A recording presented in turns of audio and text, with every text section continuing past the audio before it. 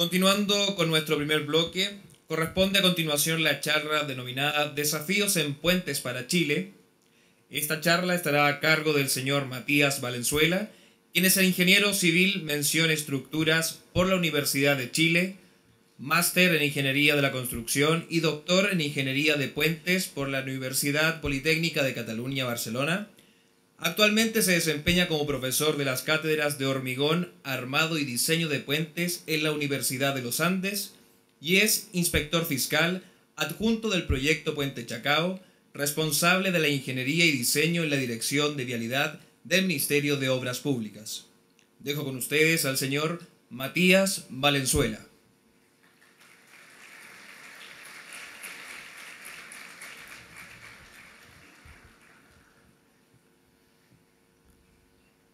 Buenos días a todos. ¿Se escucha bien, sí? Fabuloso. Bueno, primero que todo, agradecer a la Cámara Chilena, a la CDT por esta invitación. Es una gran oportunidad para poder difundir quizás una de las estructuras que a nivel país tiene más desafíos por delante, en los cuales más podemos desarrollar, y es por eso que quiero hacer esta presentación de una manera bastante holística, bastante amplia, dado que aquí hay muchos alumnos tanto de ingeniería, de construcción y, por cierto, arquitectura y otras carreras afines. Así que saludarlos tanto a los académicos, a colegas, amigos que me han venido a acompañar hoy también, y, por cierto, a todos los estudiantes. Bueno, la presentación que quiero desarrollar hoy está enfocada en lo siguiente. Primero, para que podamos entender lo que son estos grandes desafíos en puente, vamos a partir con lo que son un pequeño barniz de la estructuración de un puente tradicional chileno, para que podamos comprender cuáles son esos desafíos que se nos vienen muy pronto. Y a continuación, directamente a cada una de estas aventuras en las que yo quiero que nos insertemos y quiero que se motiven a desarrollar en el país, ¿no? Desde una manera bastante amplia, no solo estructural. Y es por eso que quiero tocar aquí temas de tipología, temas de normativas y ensayos, criterios sísmicos, evidentemente, mantenimiento, patrimonio, gestión de explotación y arquitectura. Bueno, en las imágenes que pueden ver allí podemos apreciar la gran variedad que lamentablemente a la fecha en Chile no tenemos. En la imagen inferior, puentes en arco antiguos, medievales, algunos tipo romano, puentes en arco con tablero superior, por ejemplo en Corea, y puentes colgantes con una elegancia y una prestancia funcional importante. Vamos entonces a lo que son los puentes tradicionales. En la imagen pueden ver ustedes, a partir del manual de carreteras, normativa reguladora de la diseño y construcción de puentes, lo que sería una estructura tradicional.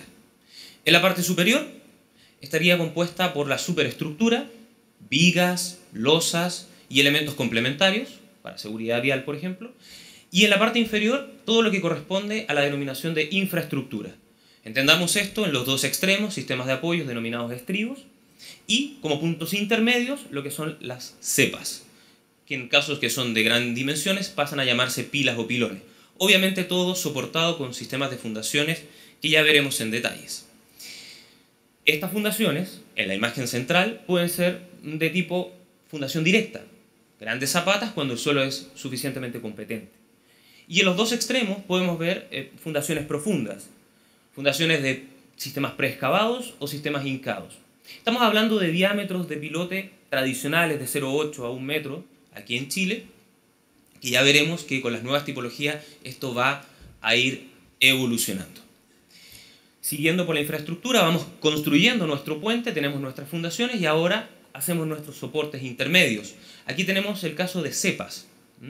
Cepas que en los puentes más antiguos de la década del 40 y un poco más avanzados eran de tipo muro. Grandes muros que sostenían toda la superestructura. Con el correr del tiempo hemos ido evolucionando y podemos ver estructuras un poquito más singulares en cuanto a cepas. Cepas de forma de hongo, podríamos decir, con sistemas de fuste y cabezales muy amplios, a mano izquierda de usted, y lo que son los sistemas de cepas pila-pilote, que dan una respuesta bastante interesante a los problemas de socavación. Menor área expuesta a la hidráulica y por lo tanto reducción de erosión y socavación general. En los extremos del puente tenemos los estribos. En las imágenes superior la construcción con sistemas de impermeabilización, luego más abajo ya una construcción del estribo muro lleno para la colocación de lo que son las superestructuras, y luego a mano derecha de ustedes ya una obra completamente en operación y muros que son transparentes, los cuales el relleno estructural que va a estar contenido se deja libre, lo cual lo podemos ver habitualmente en varias carreteras o autopistas del país. Siguiendo entonces ahora con la superestructura, vigas. Fundamentalmente en el país se desarrolla como superestructura vigas, ya sean de acero, las que tenemos a mano derecha, o de hormigón, preforzado, ya sea pretensado o posttensado. Hay un incipiente desarrollo ahora de sistemas de tipo cajón que veremos más adelante.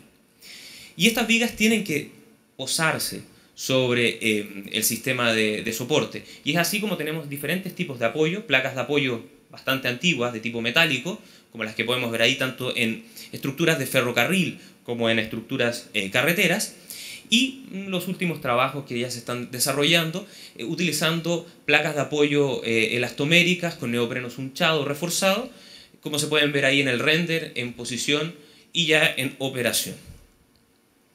Bueno, este es un puente tradicional chileno. Es una estructura modesta, pero absolutamente funcional para el país y que responde correctamente a todo lo que es la geomorfología, a las necesidades que hemos tenido. Pero tenemos otras tipologías también, otras experiencias en menor escala, pero que hemos ido desarrollando. Y aquí hacer el llamado a lo que son sistemas de alcantarilla, pequeños puentes de losa de no más de 10 metros, que permiten el tránsito, por ejemplo, muy habitual en el norte del país, donde no hay grandes riadas. Tenemos los famosísimos puentes de madera en el sur, gracias, con toda la patología que ésta pueda tener en cuanto a la durabilidad de la estructura, pero han sido funcionales y han respondido a lo que se ha pedido. Y puentes de ferrocarril en diferentes tramos, pero bastante interesantes los que nos acompañan en la Ruta 5. Podríamos decir que lamentablemente en escaso desarrollo actualmente por el sistema de transporte ferroviario, pero son imágenes de arquitectura bastante interesantes. Y en cuanto a sistemas carreteros, les hago el llamado aquí a algunas tipologías que nosotros llamamos singulares, casos excepcionales que hemos desarrollado. En la 10ª región tenemos el puente Yelcho, único puente carretero atirantado, es decir, con un sistema de pilas y tirantes que sostienen el tramo. Estamos hablando de luces libres, es decir, distancias entre apoyos que van por sobre los 100 metros. Y en la imagen de abajo podemos ver la pasarela Huérfano. Más de alguno habrá visitado el registro civil allí, cerca del centro, y habrá pasado por esta pasarela. Son las dos únicas estructuras de tipo atinentadas del país. Si nos vamos a los sistemas de puentes colgantes, es decir, como si fuera un tendido de ropa que sostiene todo lo que es el tablero, la experiencia la tenemos un poquito más al sur, 11ª región en Aysén, y ahí tenemos la experiencia de los puentes Mayer en la imagen superior, y el puente General Carrera y puente Ibáñez, famoso puente Ibáñez, el de color rojo intenso, siendo récord nacional. Luz libre de 210 metros, el puente de luz libre más grande del país. Bueno, eso es lo que hoy tenemos. Si se fijan, son estructuras bastante sencillas, muy funcionales y de pequeñas luces.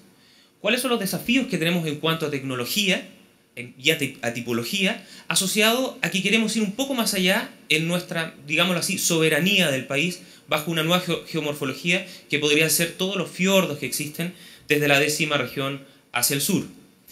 Y aquí vamos a tener algunos ejemplos interesantes. Si bien en Chile existen algunos puentes con tablero superior y arco, no hay desarrollo de lo que son puentes en arco con tablero inferior, es decir, que se genere una antifunicular, digamos, con el arco, ya sea de hormigón o de acero, y un sistema de péndolas o de tirantes que contengan y sostengan el tablero.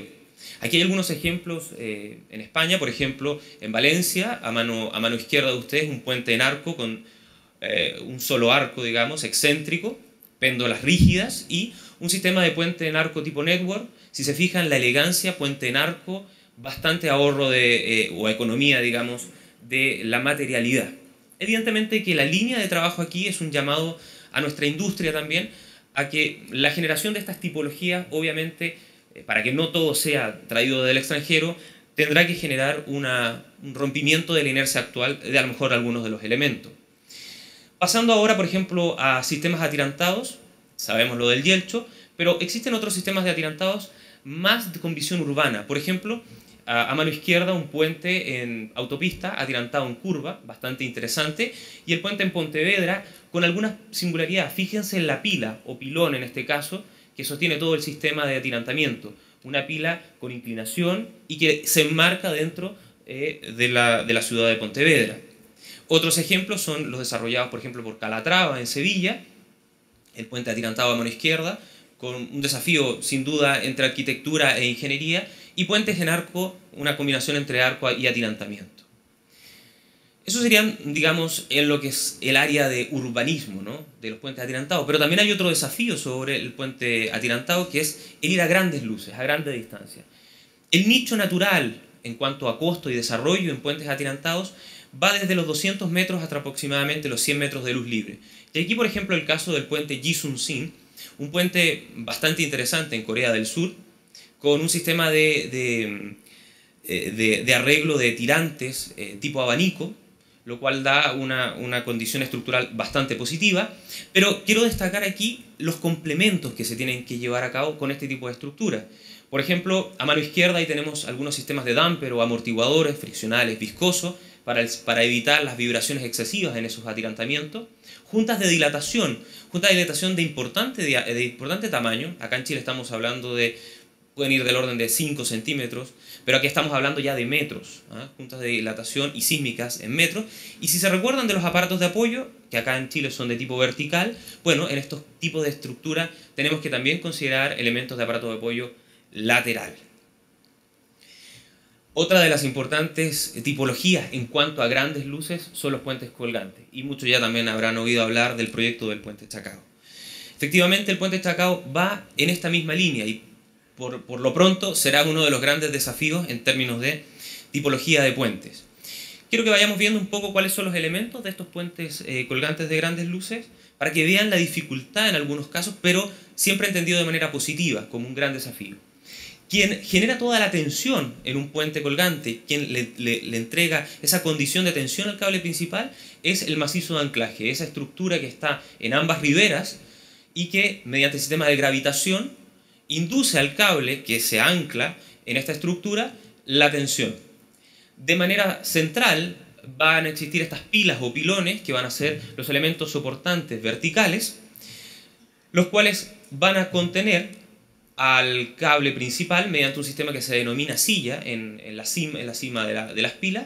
Este cable principal tomará todos los esfuerzos de pesos propios como también vehiculares del tablero mediante un sistema de péndulas.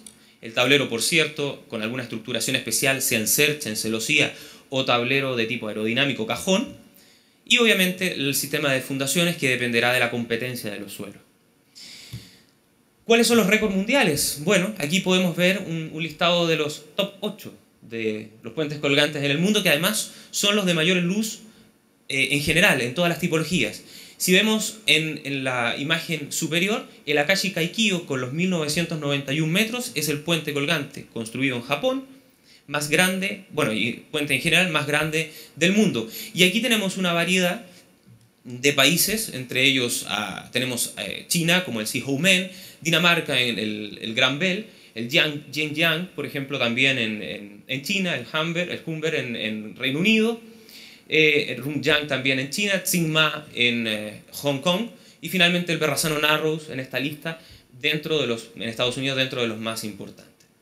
Veamos entonces algunas características, y aquí destaco el caso del Shihoumen, el segundo puente más grande del mundo, con una luz libre de 1650 metros. Se lo imaginan, ¿no? Es una estructura absolutamente colosal, de gran envergadura, pero que además entrega esa ligereza. Y esa es la condición del colgante, ¿no?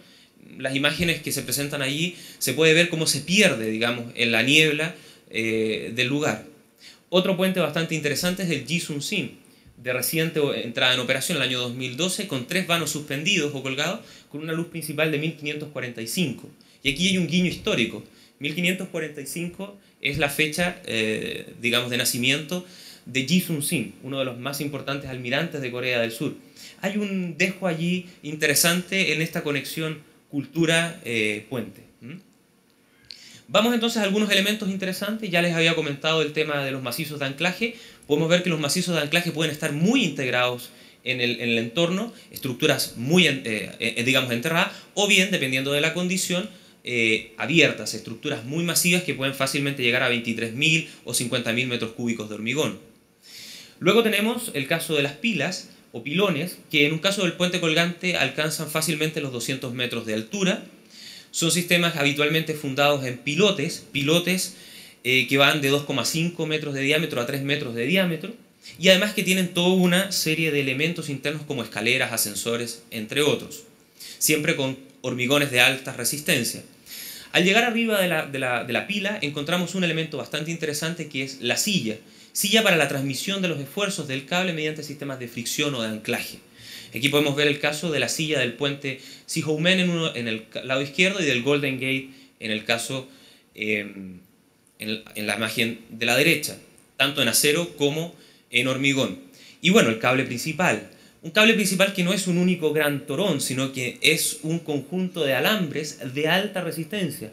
Hoy estamos llegando con diámetros de 60 centímetros hasta 1 metro en cable principal y resistencias de hormigón de 1860 megapascales. Cuidado, cuidado con eso. Y ahí hay otro gran desafío en términos de tecnología, de desarrollo de tecnología, y lo que se ve en la imagen inferior, equipamientos especiales para la instalación de este tipo de estructuras. Si ahora nos vamos al tablero, se recuerdan, ¿no? Puentes tradicionales, puentes de viga. Bueno, acá tenemos un nuevo desafío, un desafío de generación de tableros de tipo cajón, con aceros estructurales de alta resistencia, pero además ortotrópicos, es decir, que consigan una adecuada contención de las cargas locales por condición de vehicular. Y por cierto, aerodinámico, pues estas estructuras de grandes luces son muy afectas a lo que son las cargas de viento y por lo tanto es importante que tengamos en consideración este factor en su diseño. Algunos otros elementos que se conjugan también con los de los puentes atirantados son estos puntos fijos, que son elementos de arriostramiento importante en puntos centrales de los vanos principales del puente. Podemos ver allí esa cercha. Tenemos llaves de corte, importante, que hacen una reminiscencia a nuestros topes sísmicos cuando vienen los movimientos transversales sísmicos, y por cierto, elementos disciplinarios especiales como son los amortiguadores longitudinales. Bueno, y este es uno de los desafíos importantes hoy para nuestro país, porque efectivamente a partir del 18 de febrero de este año el contrato del proyecto de diseño y construcción del puente Chacao ha sido adjudicado, y en la imagen que ustedes pueden ver allí es el anteproyecto entregado que durante este año vamos a desarrollar en conjunto con el consorcio para llevarlo a niveles óptimos. Estamos hablando de un puente singular, incluso singular en términos de puentes colgantes de grandes luces. ¿Por qué? Porque es un puente multivano. Lo habitual es que existan solo 2 pilas y un sistema colgado de vano colgado. Acá tenemos 3 pilas, que además son pilas bastante interesantes. Estamos llegando a una altura de pila de 199 metros en el sector norte del canal. Estamos hablando más una altura mayor que la torre Titanium. No deja de ser interesante, con un sistema de autotrepante en su construcción y hormigones de H55. Estamos hablando además de macizos de anclaje, como les decía, de 23.000 metros cúbicos de hormigón, un tablero ortotrópico aerodinámico que permite el tránsito por 4 pistas y un sistema de cable denominado PPWS, que es un sistema de alta resistencia, 1860 megapascales, y con torones prefabricados de tipo hexagonal. El largo total del puente, 2.750 metros, con 2 vanos principales sobre los 1.000 metros. Estamos hablando de 1.155 metros que catapulta el puente Chacao a la posición número 13 de puentes a nivel mundial. Tranquilidad, si es que son supersticiosos. El desarrollo de puentes colgantes es vertiginoso y ya existen 2 aquí al año 2015 que van a entrar en operación, que nos va a hacer descender algunas posiciones. Entendemos que al año 2020, cuando entra en operación el puente Chacao, seguiremos siendo parte de los top 20 a nivel mundial. Por cierto, primero a nivel latinoamericano. Eso es un poco el desafío a nivel de tipologías. Es un llamado, por cierto, a desarrollarlas bajo la necesidad de alguna geomorfología del país y obviamente a desarrollarlas en conjunto entre la academia, el mundo público y el mundo privado. Pero para alcanzar estas nuevas tipologías tenemos que dar respuesta a algunos desafíos normativos y de ensayos. El primero, comentarles que la normativa que rige nuestros puentes tradicionales es la normativa AASHTO, normativa americana del año 2002, que a la fecha sigue actuando con tensiones admisibles. Sin embargo, estamos desarrollando ya algunos trabajos a nivel académico y también dentro del Ministerio para hacer el traspaso a lo que sería la LRFD, una normativa más apuntada a temas de calidad y a factores de resistencia. Por ejemplo, factores de combinación en fatiga. Ahí tenemos un desafío que tenemos que es a muy corto plazo. Por cierto, también tenemos un desafío en términos de diseño y software.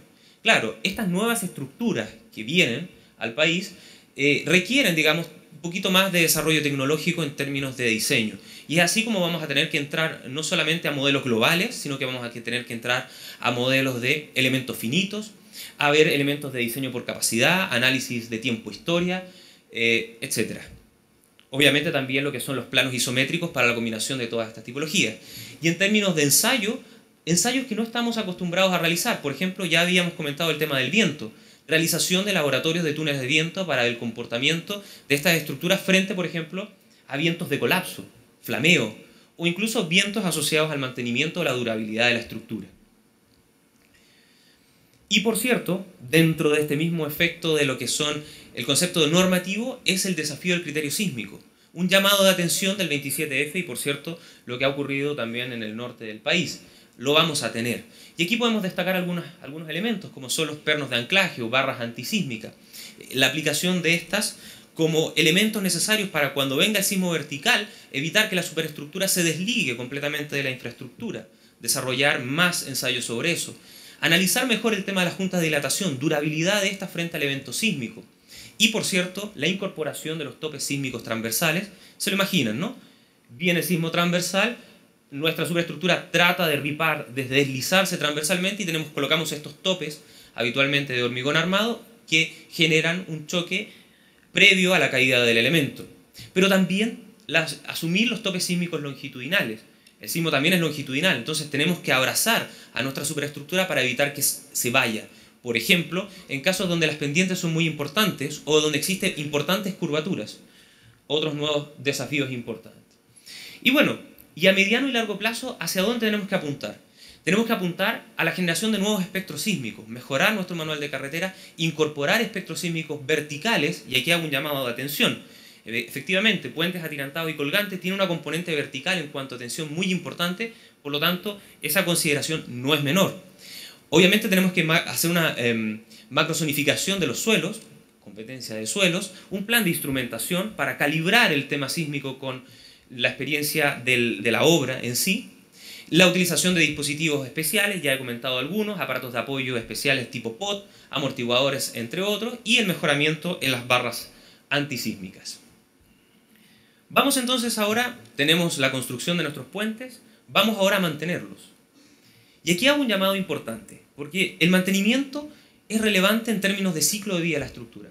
Si nosotros pensamos en el mantenimiento desde la parte de diseño, lo ejecutamos correctamente en construcción, los costos que vamos a tener por mantenimiento de este tipo de estructura serán evidentemente menores y tendremos estructuras de una calidad superior.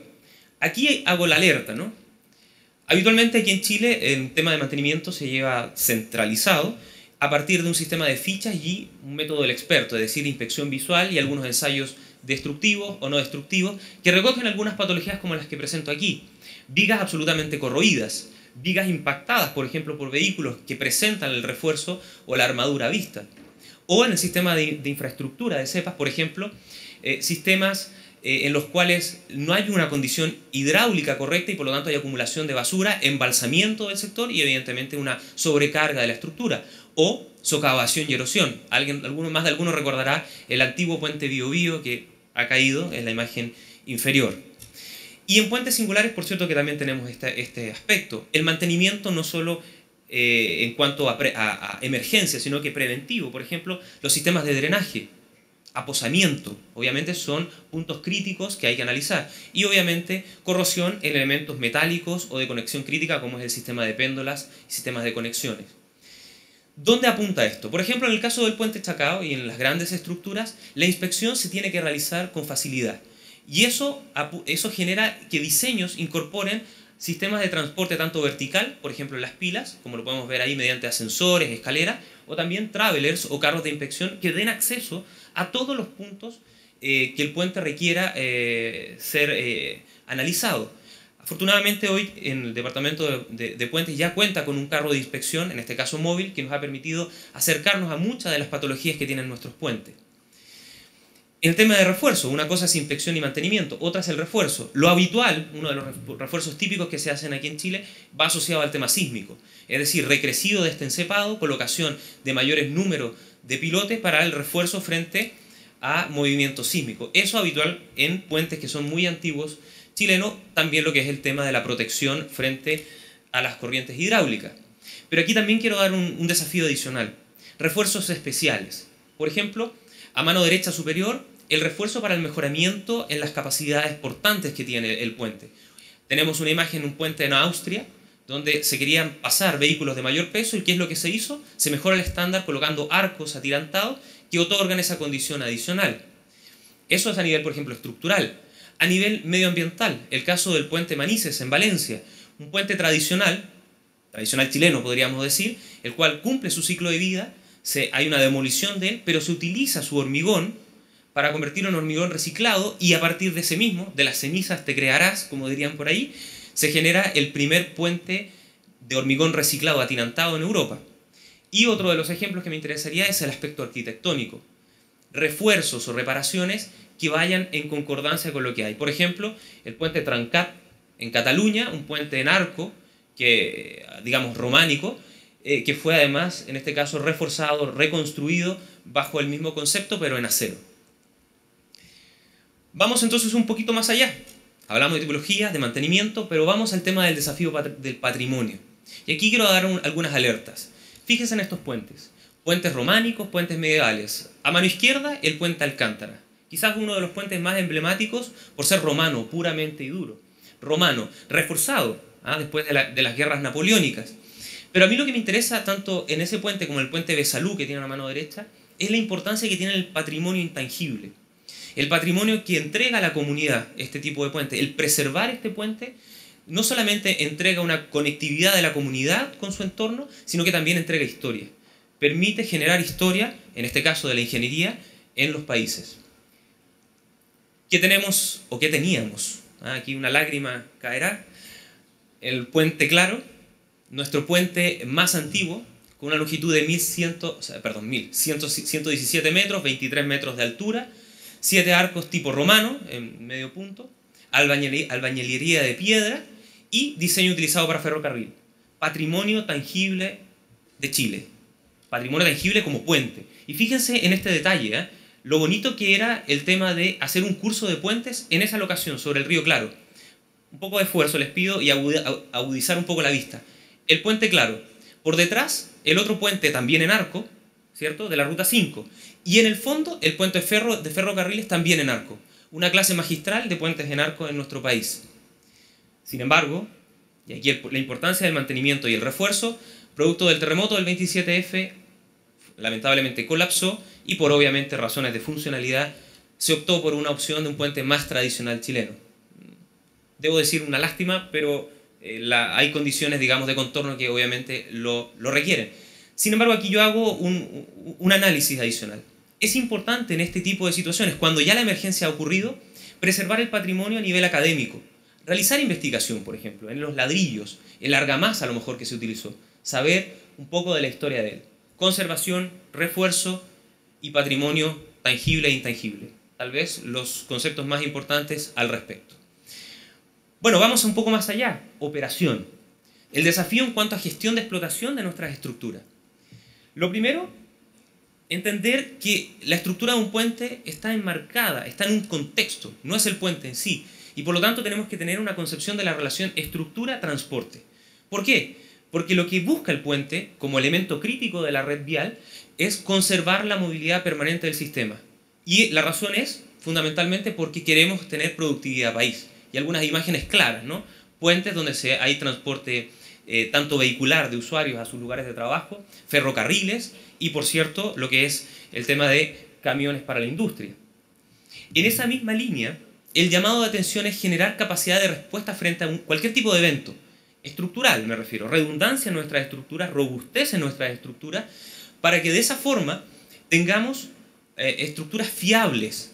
Y eso también tiene que ir un poco más allá, no solamente en la estructura, sino que tiene que estar también asociado a planes estratégicos de emergencia, como por ejemplo tener rutas alternativas en la eventualidad de algún colapso de estos puentes. La seguridad vial. Una seguridad vial que la podemos decantar en dos puntos. En la imagen inferior de mano izquierda pueden ver ustedes lo que son los sistemas de seguridad funcional primarios, es decir, barreras de contención, barandas para que el usuario de vehículos no caiga por el puente. Pero tenemos un secundario, una funcionalidad secundaria que son los usuarios peatonales, que son los ciclistas, que hoy están muy en boga, ¿no?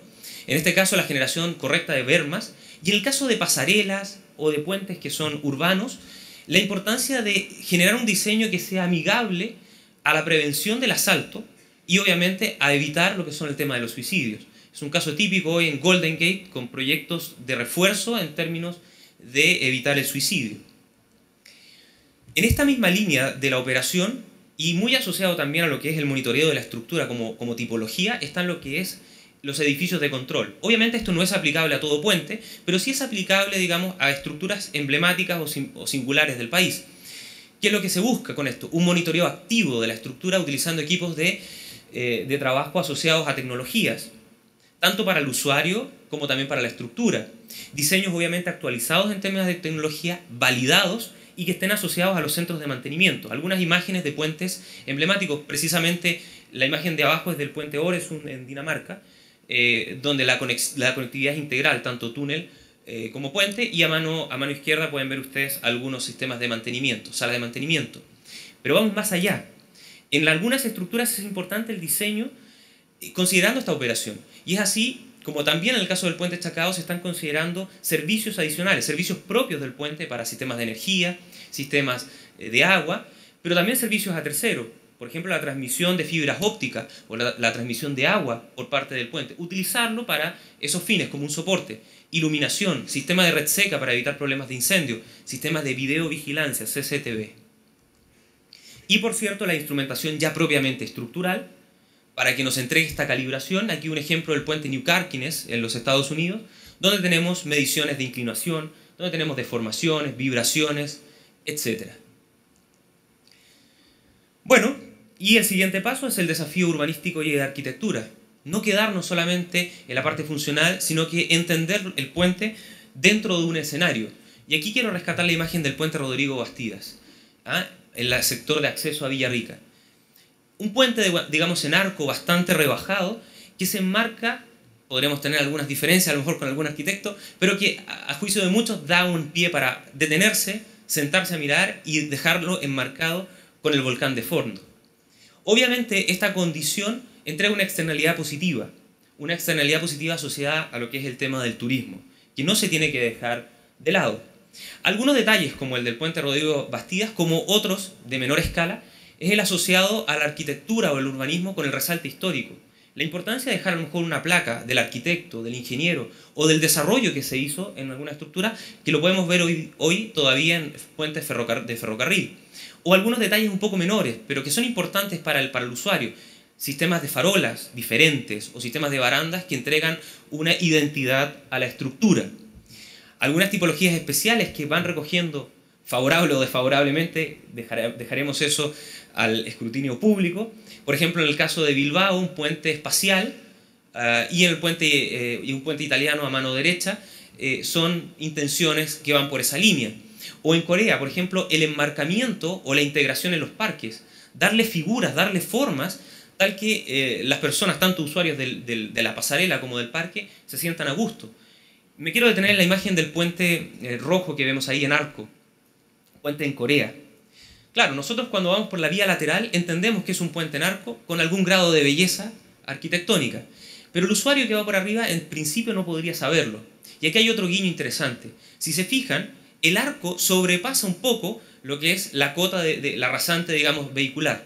Y allí muestra precisamente arcos. Eso es un guiño para el usuario para decirle, usted está pasando por un puente, y este puente es un puente en arco.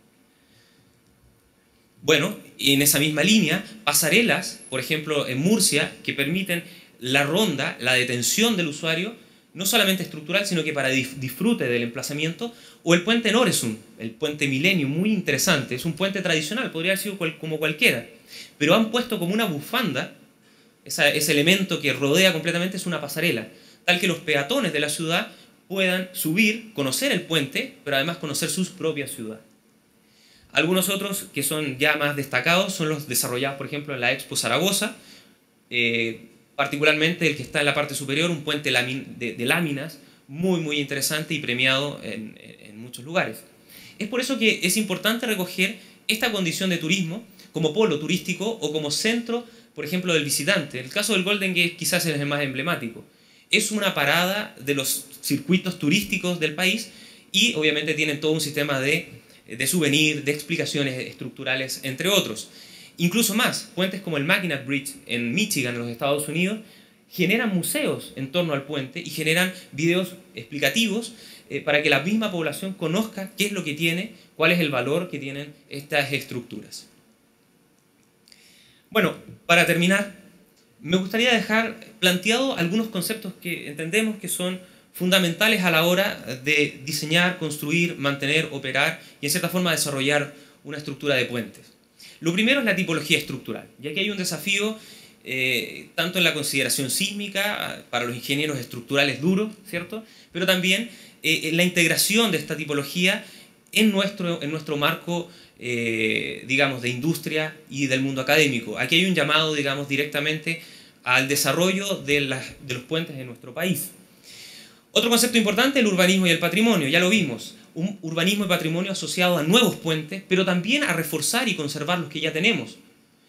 Tanto bajo el concepto del tangible, bajo el concepto del puente por el puente, pero también del intangible, del valor que entrega a la comunidad. En términos de interacción vial, llamar la atención en lo que respecta al tema funcional. Para la comunidad, obviamente para el transporte vehicular, la reducción de los costos de diseño y construcción y comprender que ese diseño y construcción tiene que ir de la mano con el ciclo de vida de la estructura, un diseño pensado en el mantenimiento. Y por cierto también en lo que respecta a seguridad vial. No olvidar nunca la arquitectura y la estética en nuestros puentes, sea como sea, siempre se puede hacer un guiño, a bajo costo, obviamente, la gestión integral, y enmarcar el puente en nuestra red vital de transporte, la geomorfología del país como plataforma de servicio, la necesidad de la estructura, por cierto, y la participación de la industria en el desafío tecnológico. Y finalmente, el respeto ambiental. El respeto ambiental en la utilización de residuos, pero también el respeto ambiental en la construcción y en el diseño de este tipo de obras.